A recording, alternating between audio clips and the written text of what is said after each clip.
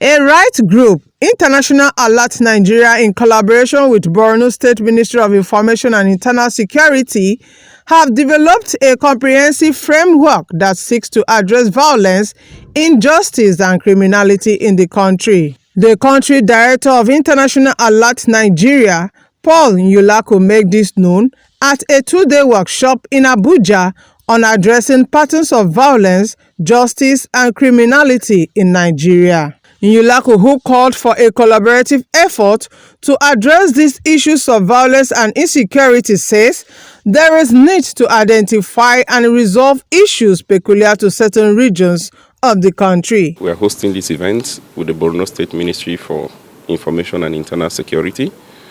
This expert meeting is on addressing patterns of violence, injustice, and criminality in Nigeria.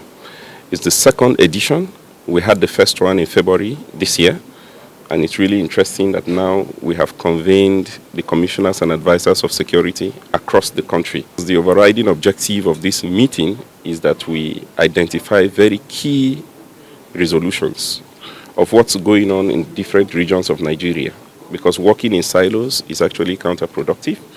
It's always good to establish peer learning opportunities like this, where we all together assess the drivers of injustice, violence, and insecurity across the country. What are the ways out of these three teething problems that we are facing in Nigeria?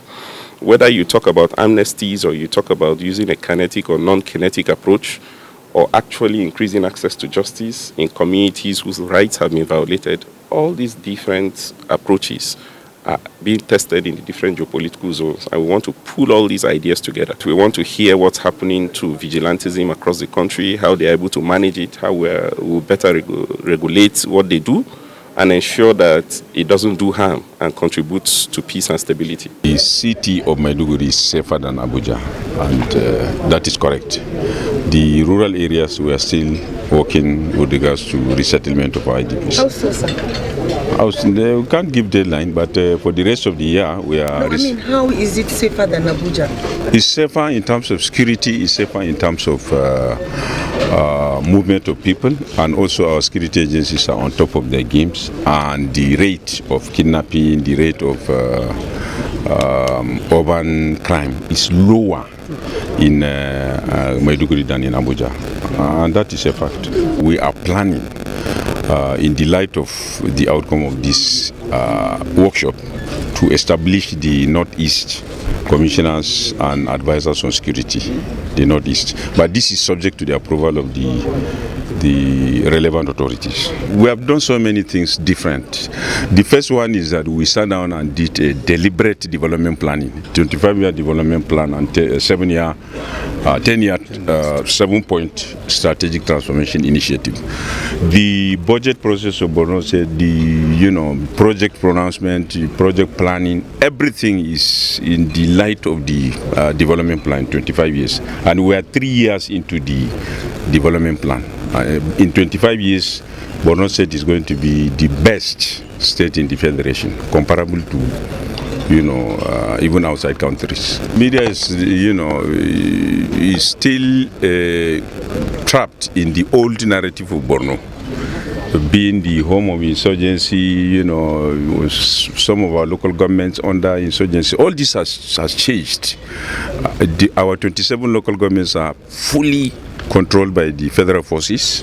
There is freedom of movement, and there is transportation is booming, agriculture is booming, education is booming, everything is working.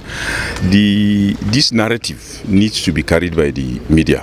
Canada sees gender equality as a good foundation for a more peaceful world. We've seen in different contexts where gender equality is lacking, that often states are more likely to be unstable. Meanwhile, peace agreements that have women meaningfully involved in their negotiations tend to endure longer. As part of our recently launched third National Action Plan on Women, Peace and Security, Canada is committed to advancing the full, meaningful, and equal participation of women in all their diversity in peace and security efforts.